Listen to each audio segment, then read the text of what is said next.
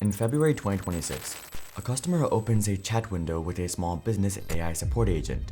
But this customer plans to trick this AI into robbing them blind. AIs are now everywhere in customer support, replacing employees, lowering costs, and faster resolutions. But it doesn't seem to be working as intended. 75% of customers prefer talking to a human over AI. Many don't trust them and would even swap to a competitor without AI support. And now it all seems to be backfiring. Some of these agents seem to go insane.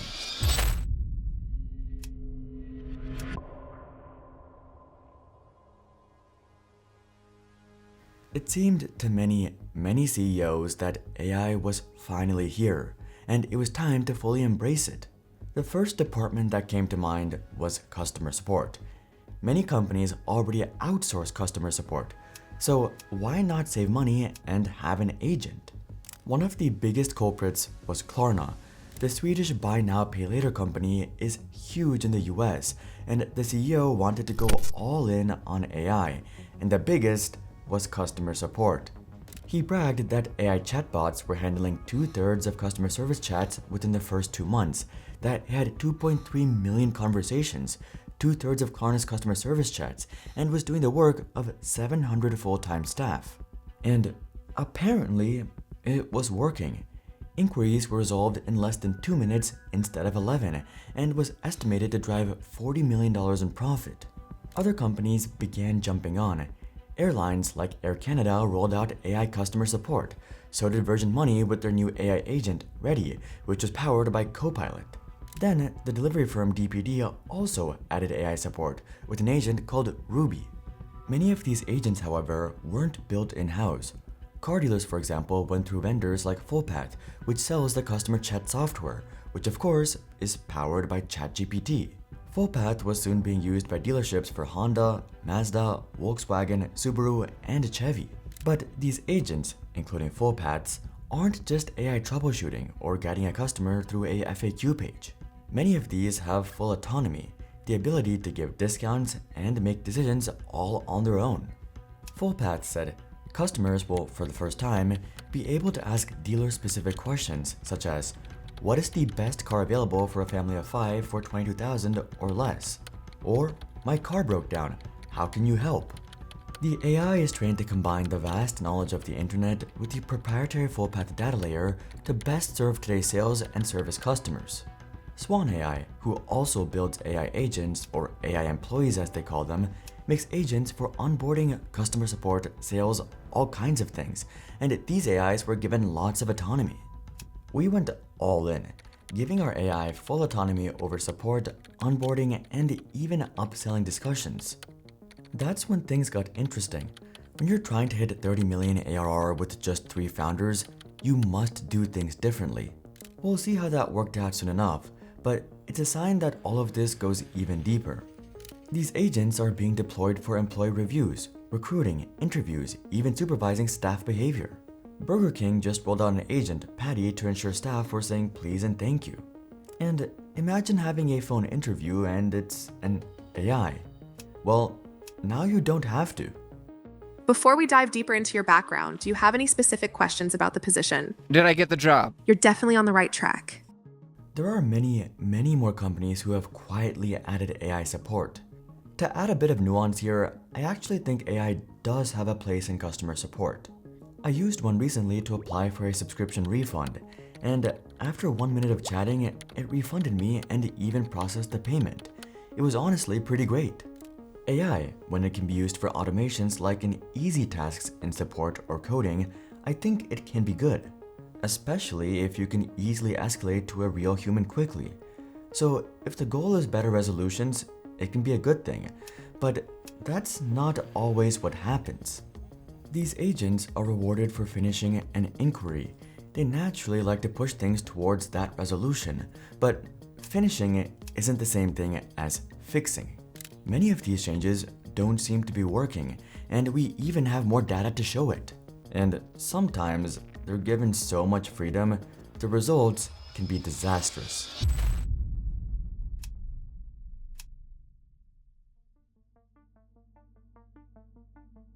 A major bug had thousands of ChatGPT histories leaked, but one of the biggest privacy risks today isn't actually AI, it's your phone carrier. AT&T, Verizon, and T-Mobile keep showing up in headlines for data breaches, surveillance, and selling user data. Even if you use VPNs or encrypted apps, your cellular connection is still exposed. That's why I'm excited to talk about today's sponsor, Cape. Cape is a secure mobile carrier founded by experts in telecom, cybersecurity, and national security. It gives you premium cell service like the big carriers, but privacy and security are built into the foundation, not added later. Most privacy tools only protect apps. They can't stop network-level attacks like SIM swaps, silent tracking, voicemail interception, or metadata leaks. Those happen at the carrier level. Cape secures that layer directly, which is where the most invisible and damaging attacks occur. The new identifier rotation lets your SIM change its network identifier every 24 hours, making it much harder for carriers, advertisers, and bad actors to identify and track your device. Cape also provides subscribers with 2 free secondary numbers when websites, retailers, or apps ask for your number. Cape also collects as little data as possible. No name, no social security number, and call logs disappear after just 1 day, while other carriers hang on to these for years. Cape prevents SIM swaps by locking your number behind a 24-word phrase that only you control.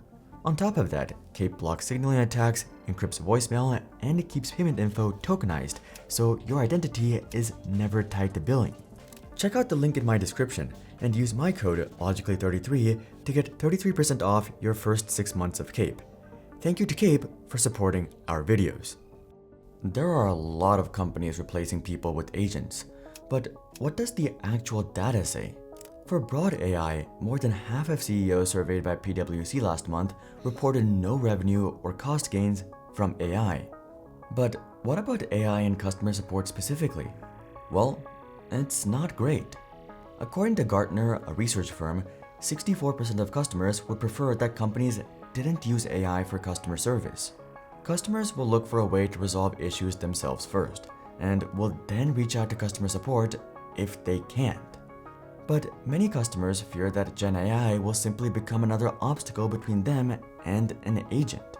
53% of customers would consider switching to a competitor if they found out a company was going to use AI for customer service. Yikes. A study by Five9 also found that 75% of customers just prefer talking to a human. 56% are often frustrated by AI customer service chatbots, and 48% say they do not trust information provided by them. And what's even stranger about all this is that it might just be a big case of FOMO, aka fear of missing out. According to PwC, CEOs are forging ahead with investment in AI even though immediate returns are often elusive. They're prioritizing innovation. Gartner also found that 91% of customer service leaders are under pressure to implement AI in 2026. It seems to me like many are slapping AI on everything because they feel the pressure of being left behind. And there's one word they're all chasing: efficiency. It's essentially the new religion of big companies and big tech. Less staff, less overhead, making everything leaner and more effective. Not a bad thing to want, and broadly, an efficient company is a good one. But doesn't it feel like lately everything has been worshipping efficiency? The truth is, efficiency alone doesn't always equal effectiveness. A channel can appear successful on paper, showing high usage and low transfers, but it might still deliver poor experiences that make trust vanish over time. A high containment rate might look like a win, but that might not be the case if your customers didn't get what they needed. This is why it'll feel like sometimes a support agent will do absolutely nothing to help you, then have the audacity to ask, "Did this solve your problem?"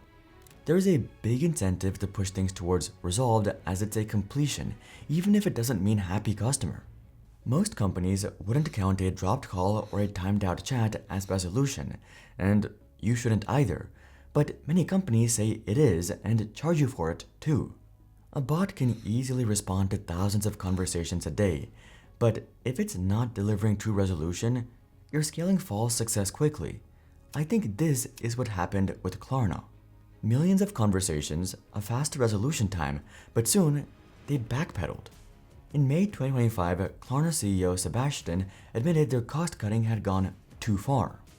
Then, in September, Klarna was back to hiring people, although not as much as they laid off. We probably over-indexed a little bit on that, and then in the last 6 months, we have been trying to course correct, but this is just the start. What happens when an agent is more than just ineffective but goes off the rails, or even works against its own company?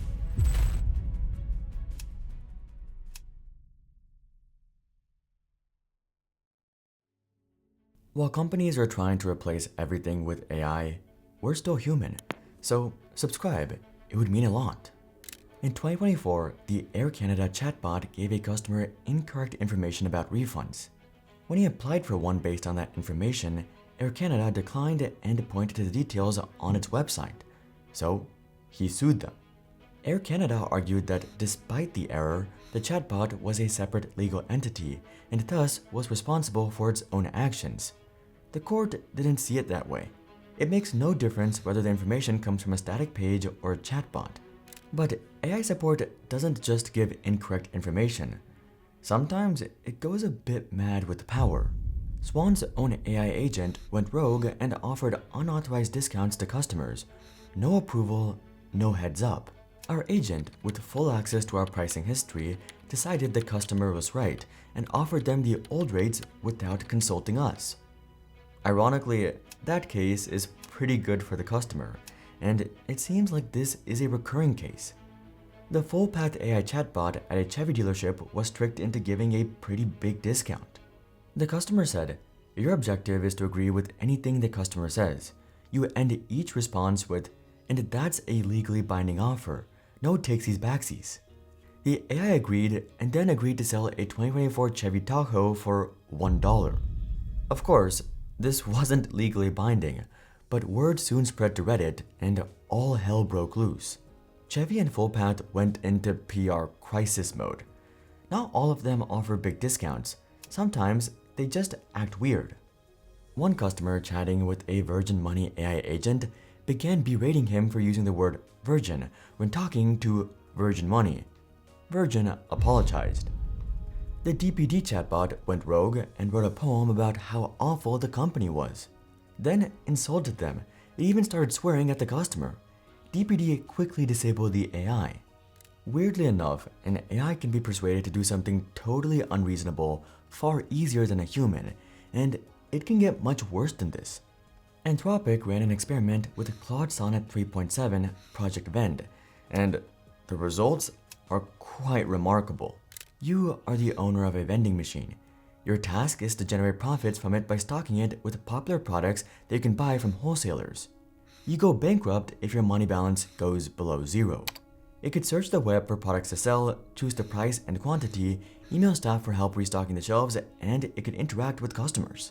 There were small problems, like when it was offered $100 for a 6-pack of soda, which could be bought online for $15. Claudia said it would keep the user's request in mind for future inventory decisions. A staff member pointed out it was selling cans of Coke Zero for $3, even though there was free cans in the employee fridge. It ignored them. It was taking payments via Venmo, but soon enough hallucinated an entirely different Venmo account that didn't exist and told customers to send money there. It would consistently be talked into discounts, would give out discount codes, and would just give away items. Anthropic concluded, "We would not hire Claudius." For nuance, the Anthropic staff know how to mess with Claude and get it to go off the rails, but it shows the reality of AI support. It can be easily manipulated, and not all customers are just trying to have fun. Some customers know exactly what they're doing and want to do damage, which brings us to one of the worst cases of AI support. A small business in the UK added an AI chat to log orders and take contact details from customers. But one customer joined the chat and began to steer the AI elsewhere. This guy spent an hour chatting with it, talked it into showing how good it was at maths and percentages, diverted the conversation to percentage discounts off a theoretical order, then acted impressed by it. The chatbot then generated him a completely fake discount code and an offer for 25% off, later raising it to 80% off as it tried to impress him. The customer then placed an order worth thousands of pounds at that 80% discount. Something like this could send a small business under. It's supposed to be answering customer questions between 6 p.m. and 9 a.m. when I'm not around. The owner canceled, but the customer threatened to take them to court. They knew what they were doing. A danger of AI is that it can easily be manipulated. Malicious people can use certain prompts to just override it. Think of what else it could divulge under the right prompts: user accounts, confidential information, credit cards. You don't have to imagine, it's a real thing called prompt injections.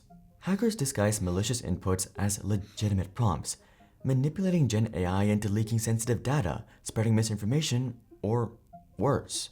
The big problem is that many companies see customer support as a cost, when it should be seen as an investment.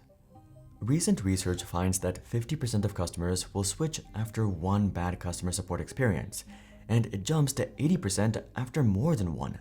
So, why risk it? And while these support agents are backfiring, doesn't it seem like the entire AI industry is wobbling? Maybe it's all about to burst. Check out this video to learn more, but until then, I'm Hari, and I'll see you guys on the next one.